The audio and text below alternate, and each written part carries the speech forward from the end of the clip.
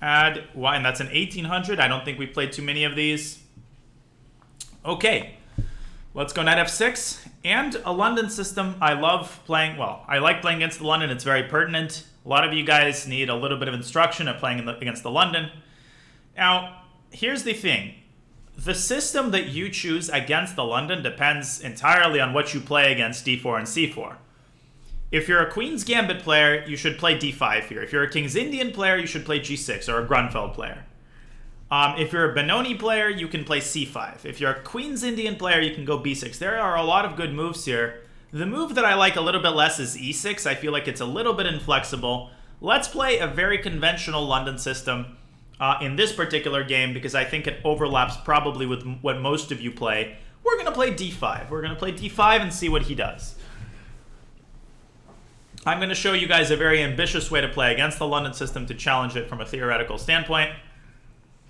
Okay, usually, of course, white plays e3. White can also play knight f3 or c3. It doesn't matter.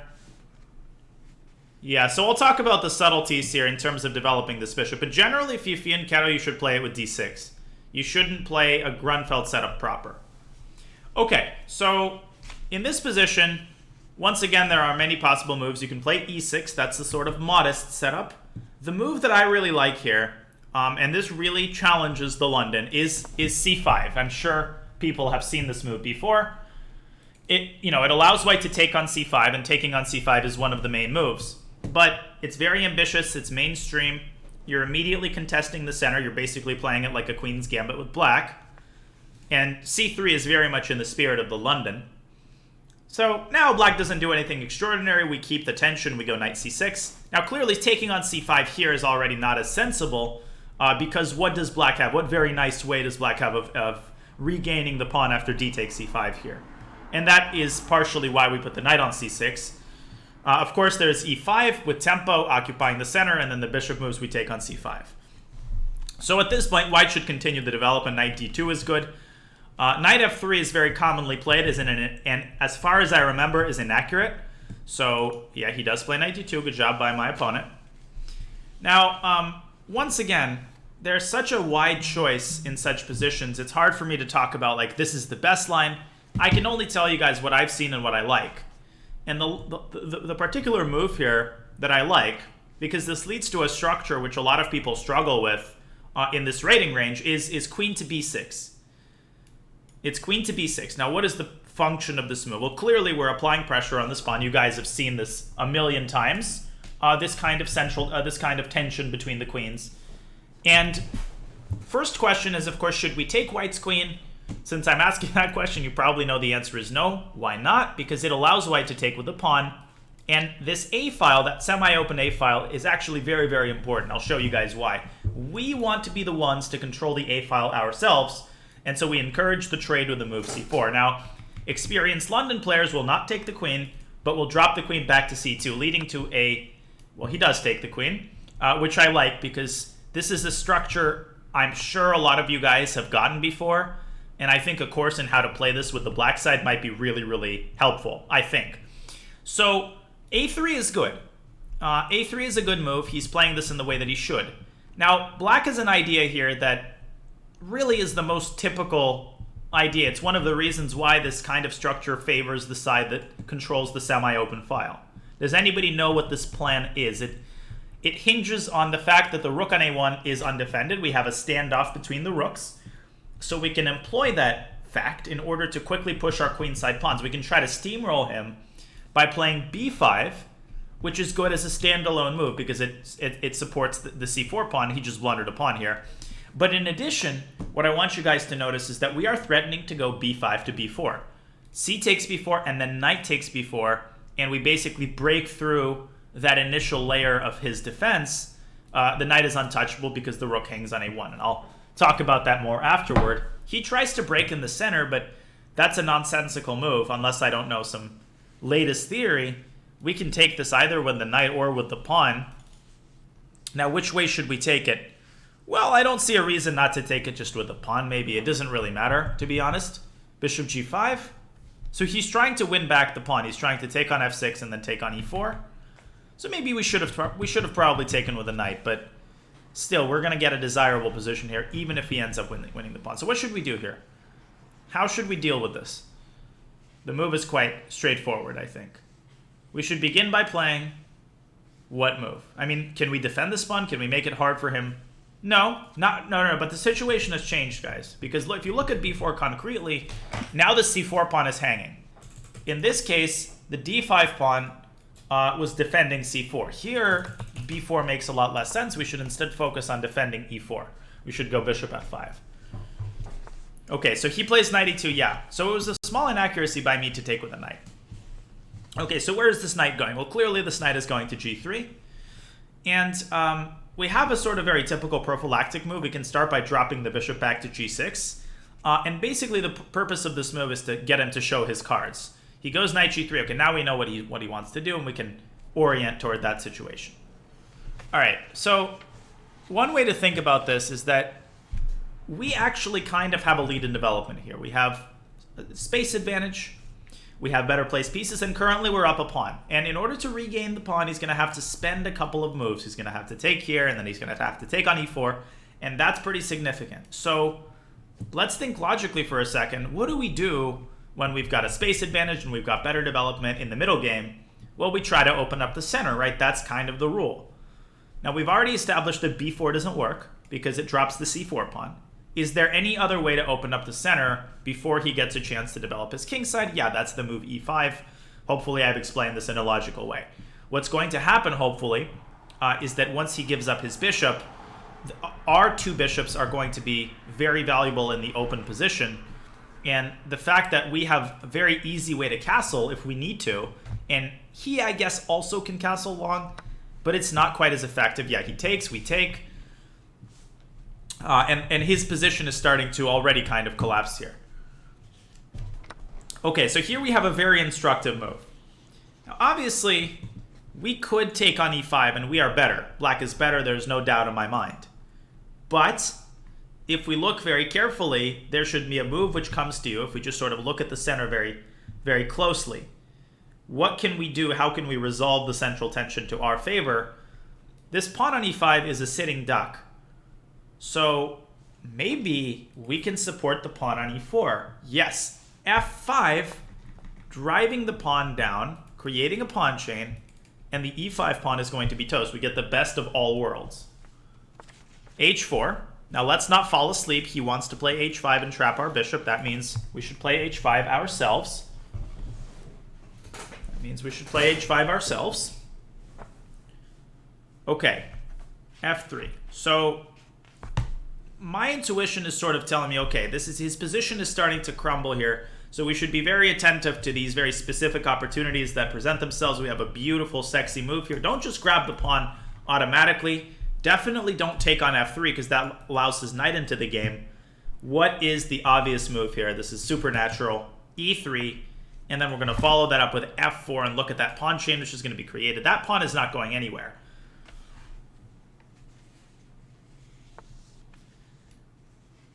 Okay, f4. I don't think we have a mildly bad position. Black is certainly better. f4. And I think when I'm worse, I'm usually pretty honest about it. I mean, I try to be honest about it. Now, maybe I'm worse and I don't know about it, but... Okay, so now we got to be a little bit careful. If knight takes e5, then knight takes f4. If I've already kind of given away the move that we should play, the base of the pawn chain is f4. That's the pawn that we want to protect, right? If we lose that pawn, then who's to say that e3 is not going to follow along? So the simplest move is to get the bishop out to h6. And I'm going to write this concept down because it's very important and very commonly misunderstood. I'm going to talk about it after the game. The sort of question, well, isn't the bishop bad here? Okay, so how should we finish the game? What options are available to us? We can trade in rook d8. We can trade in rook d8 and basically win the pawn. We can take a less materialistic approach. We can play knight takes e5 and swing the knight over to d3. I think that that's probably the best. We play knight takes e5. I don't give a damn about this pawn anymore. Let him take it. Just don't blunder the fork. Yeah, so we can either castle. Yeah, you know, we can castle. I was thinking even rook d8 also. And knight d3 is coming with completely devastating effect because obviously when he take... Oh, okay, well that's a free bishop. and that's the game. Yeah, and he resigns. That's a good game. Okay, so yeah, so London system, e3, c5. Now, if you look at my games with white in the London, and I've played the London a good amount in classical games, I think that the most ambitious move for white is to take the pawn. And what you guys might be seeing here is, oh, well, black can recover the pawn with queen a5 check, right? But after knight c3, queen takes c5, we made 2 moves with the queen, and white's got some nasty ideas here. For example, bishop takes b8 is a move. Rook takes b8, bishop b5 check, and it turns out that black is going to have to lose castling rights. Because if you cover with the bishop, you know, and then you take with a knight, well, the d5 pawn falls, and that's a healthy extra pawn for white. So, what's up, Paula? You know, so in this position, black has to be a lot more crafty as to how you try to win this pawn. And black has a couple of different lines. e6 is possible here. White tries to cling to the pawn. You get this super interesting, complicated kind of position where usually black ends up sacking the pawn for queenside pressure. You guys can investigate this yourselves, but it's a very interesting line. There's also knight c6, trying to get e5 in, and white goes bishop b5, preventing e5 by pinning the knight. This does not win a bishop because of knight c3. And I'm a little bit rusty on the theory here, but I think e6 is still the move in this position. e6, b4, a5, c3, like a b, c, b, bishop d7. Again, black tries to soften up this pawn chain and he sacrifices a pawn. I think I wrote a chess-based article about this a while ago, so it's really, really interesting stuff. So c3, knight c6. And also, this is why I like playing c5, because London system players generally like something very systematic. They like something, you know, again, like something systemic, something that offers up a sequence of moves that are predictable. And when you get when you get this kind of tactical position, it forces your opponent to depart from the system, which is really, you know, you're basically playing the psychology of the opening. Okay. So knight c6, knight f3, knight d2. This is the more traditionally London-esque way of playing. Queen b6, queen b3, and c4. So hopefully I did a decent job explaining why this is desirable for white, despite the fact that these are doubled pawns. You know, and to some of you asking, well, how do we know that the semi-open file that white has is more valuable than the doubled pawns? You know, how do we know that it's not outweighed by the doubled pawns? Well, that's like winning the lottery and, you know, getting a suitcase full of $100 bills and then saying, well, you know, that one $100 bill is a little bit crumpled. It's a little bit, you know, it's not new enough. The doubled pawns are, okay, that's a weird analogy. Thank you, Matt, for the gifted sub. The doubled pawns are not inherently bad. They're not weak. They're well defended. They can move forward as a unit. In fact, they could be good. So you don't want to do that. You don't want to play queen b3 unless you have to. And so we play c4. We try to trade on our own terms. And queen c2 is the move that I'm familiar with. So as far as I remember, thank you, Pistol Cat, this leads to a structure, of course, where you guys can identify the pawn chain. And generally speaking, white has 2 ways of trying to break down this pawn chain. He can attack the base with e4. That's the sort of traditional method. Or you can play b3. That's the sort of faster method. And that aims to trade the c4 pawn so that your bishop can come out to a good London square on d3. So I was going to play g6 here, preparing the development of the bishop to f5. I think white has a slight edge here if he plays accurately. Again, I'm not too well-versed in the theory here because I myself play the King's Indian setup against the London. So I never studied this formally with black, but I thought it was an interesting chance to look at some closed positions. Okay, so if you're a London system player, I'm pretty sure you should play queen c2. All right, so queen takes b6, a takes b6. a3 is good. And now we play b5. So again, we're trying to play b4 and break through in the time that the rook is still undefended. And if you look at the way that this unfolds at a high level, white generally should bring the rook away from a1 in order to disallow the possibility of b4. Because now, of course, after cb, this is useless. There's no rook on a1 anymore, right? And in this position, black has a very nasty plan that I was introduced to years and years ago. And I remember vividly, like, the first time I faced this kind of a plan. And it really opened my eyes to the fact that even though white's position looks incredibly solid, there are these hidden avenues of attack that black has which come completely out of nowhere. So how should this proceed? First, you start with bishop f5, developing move, right? Cowboy, thank you for the prime. Okay, let's say white plays knight f3. Now, I would say that black should probably start with e6 and then h6 just to make the improving move. So let's say e6, h6, e6, castles. And black's main idea is to go knight d7. Can anybody identify where the knight is going here? Thank you, John. Perfect timing. We're doing the speed run. Thank you. Hey, guys. Got my tea here. Thank you, John. I appreciate it. We just did our first game of the speed run for tonight. We'll be ending soon, but you guys joined as we're analyzing a classic London system structure. And I'm showing some typical plans here for black. Yes, knight b6, knight a4, and guess what? The role of the bishop on f5 is to cover the b1 square, so the rook can't go to b1. So let's say that white, dithers around h3, knight b6. Hey guys, let's get the knight to a4, win the pawn, and then get flagged. So this pawn is indefensible. You cannot defend this pawn. White's position totally collapses. Which means that white has to kind of play bishop d1 here. You might say, no problem, bishop d1. Knight a4, bishop takes a4. Now, what should black capture with and with what aim? And this is the secondary idea. And I think this is actually genius. Because this pawn on b2, it doesn't seem accessible, and yet it is. And that's a hint. That's a big hint. And again, I'm talking more generally here. Specifically, white might have counterplay in this position with e4, but I'm trying to show the general ideas. You want to play pawn takes a4, not to undouble the pawns. That's not the point. The point is to lift the rook either to b5 or to b6. And that's quite amazing. This pawn on b2 is, again, going to be in tremendous amount of trouble because this bishop is operating uncontested on the light squares. So just with a quick chess-based search, I can probably find 100 games that featured this exact plan. In fact, that's exactly what I'm going to do. Just to show you guys that I'm not making this stuff up. It happens in real games between real players. Let me do a quick search, see if I can find this exact kind of idea with the rook lift after knight b6, knight a4. Okay, so basically what I was going to show real fast is a game which basically featured these exact ideas, slightly different, wearing slightly different clothes, as I would say, but the ideas are identical. All right, sorry, I had temporary OCD. So d4, you can see a London. c5, this is basically the same. But bishop f5 here was played first. And in this order, black basically tricked white. White doesn't have the retreat to c2. So at this point, you have to go for... Oates, thank you for the gift to Naidenov. You have to go for the trade. You also can't go queen a3 because of the straightforward e5. And this is a discovery against the queen. And f4 is falling as well. So queen takes b6, a b6, a3, b5.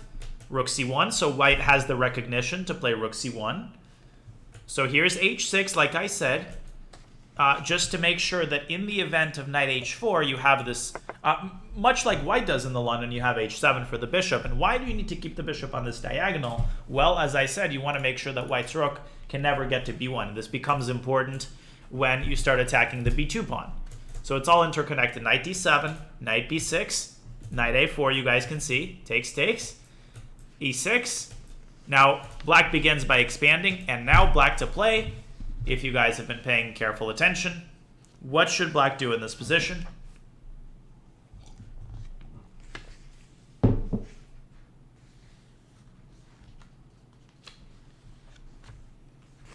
Yeah, so rook a6, rook b6. Now, white found a very ingenious idea here, which is knight b4. So this guy was not going down without a fight, but what basically ends up happening here is that black forces a transformation of the structure that will be in his favor. And if a takes b4, then I think, a long-term plan for black, he can stick the bishop on d3, and black could even consider the sacrifice a3. Why? Because ultimately, black's going to park a rook on a4, and black is a very simple plan. You're going to get the king out, the bishop out. You're going to double on the a file. Look at how passive white's position is. I think you're ultimately not going to be able to stop the infiltration of the rook to a3. I don't think there's, well, I think that's the difference, right? If you had gone rook a5, then, you know, if you consider the same line, right? If you compare the two, you literally compare the two positions, you've got a rook on b6. Okay, so what's the difference? Ah, well, here the rook can come to a6. Here, the rook doesn't have a5. So I think in this case, black played accurately by playing rook a6. And if white goes bishop c7, then black can just get the bishop out of there with king d7. That's a good question, though. So this kind of comparison can be really helpful at like detecting nuances. So white takes cb, but very similarly, you know, black's got this, white sprung a leak. White has sprung a leak, and king d7 happens. White panics with e4 and like allows black to open up the position, and black just very textbook style. Just look at the e5. I mean, such a textbook win. Just beautiful, and white resigned here. Now, I think white had more resilient ways of defending. White shouldn't have opened up the position with e4. White should have probably tried to get the rook to c3, although black is clearly pushing here. I mean, black can try to go f6, e5. And if I were black, I would have considered, much like the sacrifice a3, I would have considered c3 and then rook c6 and you know, same idea, rook c4 and then rook c8. Just I would have calculated that. In any case, I could find better examples, but you guys can see this is real stuff. These ideas exist, and they can be very effectively used in this endgame. Now, obviously, again, I want to make it very clear that I'm idealizing this in the sense that when you're playing your own game, you have to be, because I can see somebody doing this and saying, well, I got crushed, and Daniel taught me all these techniques, and they're all crap. What do you need to watch out for if you're playing black here? Well, one of the most important things is this e4 pawn break. You have to be incredibly vigilant about e4. Here's an example of being naive. Let's take the position before us that came from bishop d1, knight e4, takes. Of course, this didn't happen in the game, and we'll get to what happened in the game. If white plays rook f to e1, and then you say, now I'm going to play what Daniel taught me, I'm going to go rook a5 or rook a6 or whatever, well, that would be an example of not looking at the position concretely enough. Because here you would allow e4. You can't drop the bishop back because after ed, your king is pinned, right? And after de, well, that ruins the integrity of your pawn structure. It gives white a lot of activity. d5 becomes an idea, right? So what should you do here? How should you play to take the sting out of e4? Because you can't stop this move from happening, but you can try to take the sting out of it. What should you do? Bishop d3, that's what I was thinking too. Bishop d3, and if white plays e4, then what can you do in order to avoid severing the link between the pawn chain? How can you keep this from falling apart? Well, you need to understand that the point is that we're pinned. That's the problem. Just king d7. King d7 would be one way takes. And if white tries knight e5 check, takes, and then rook takes e5, beautiful move, rook a5, both preparing rook b5 and defending d5. You're also threatening bishop d6. So black's position is very solid as long as you can prioritize the concrete properties of the position. And I think this might be one of the reasons behind people thinking, oh, I've learned a lot. And I appreciate people saying that, but if you find that you then lose positions that I talked about, one of the reasons might be that you're not paying sufficient attention to the differences between the position that I had in the speedrun and the position you have. You have to allocate some mental energy for that, if that makes sense. Okay. So let me see. Let's go back to the game. Of course, my opponent collapsed with e4. That's way premature. He just blunders a pawn. Now, I probably should have played knight takes e4, like I said, because then this pawn is much harder to get to. But we played de, and then bishop f5, knight e2. Okay, so we drop the bishop back to g6, classic technique, right? We force him to g3, and now, boom goes the dynamite. We open up the position, exploiting his lack of development and his generally cramped position. Bishop f6, gf6. He should have taken on e4 here, probably, although his position is miserable. Yeah, so if he had taken, I would have taken. This is probably what he should have done. Takes, and knight e4. Now you look at this position, you might say, well, why is black even better? You know, you have a bad pawn structure here. But I look at this position and say black is almost winning. So maybe you guys all see that black is winning. But why does my intuition say that black is winning here? Well, there's a couple of factors that I kind of spot intuitively. The first is, after a move like long castle, black literally has a big lead in development. White is uncastled. White's king is weak. White's king is weak, and there's a sense in which white's pieces are sort of up in the air. The knight on e4 is a type 2 undefended piece. Black has the 2 bishop advantage. There's the e-file, the knight coming into d3. Do you guys kind of see how, like, one single factor may not contribute to black's advantage to a great degree, but taken together, all of these things mean that white's position is on the verge of falling apart. And so in this way, I've spelled out these reasons without really calculating. Maybe if you do some calculation, you'll find that white is okay, but that's how you can use your intuition to evaluate the position. Well, the reason my king is not weak is because it's much harder to get to. His king is surrounded by open files and outposts. My king might be weak in a global sense of the word if there were queens on the board, but without queens on the board, he has no way of getting to my king. I mean, if he goes a4, tries to open the a file, at the very least I can go b4 and keep things shut. The point of castling is to get the rook involved. It is not to safeguard the king. It is to get the king out of the way of the rook, if that makes sense. We want the rook on e8. It's not that the king was unsafe here, it's that it was interfering in the operations of my pieces. And if we go rook d8, the king starts to dangle in front of the pieces that you want to get active, right? And that's one of the things which is sometimes misunderstood. You don't always castle to make your king safe. Sometimes, particularly in the endgame, the primary function of castling is to actually activate the rook. Remember that that's also a thing that castling does. We associate castling with king safety, but it also gets the rook active. Okay. So that's what he should have done. He takes, and now f5 is a critical move, supporting the pawn, preparing knight takes e5, h4, h5. And I want to talk for a second here. After f3, e3, f4, we drive in the pawn wedge, and we go bishop h6. I have a feeling, without trying to put words in people's mouths, that some players would hesitate to play this move because the bishop looks bad on h6. Like, doesn't the bishop just stare at the pawn? And one of my favorite quotes is, "Bad bishops defend good pawns." That's originally, I think, formulated by a Romanian GM, Mihai Suba. And I think I've described this before. You should think of this not as a bad bishop and a good pawn, but as one unit. This is like a single unit. It's like a single mega piece. The bishop and the pawn, they can't exist without each other.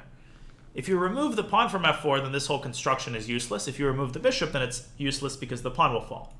So you need to see the bigger picture. When you isolate each piece and view it in isolation and say, well, the bishop is bad because it doesn't control squares, then you're going to get the wrong impression about the position. Sometimes you have to see the bigger picture. A piece may look bad because it doesn't control squares, but it might be protecting a pawn that forms a crucial building block of your position, if that makes sense.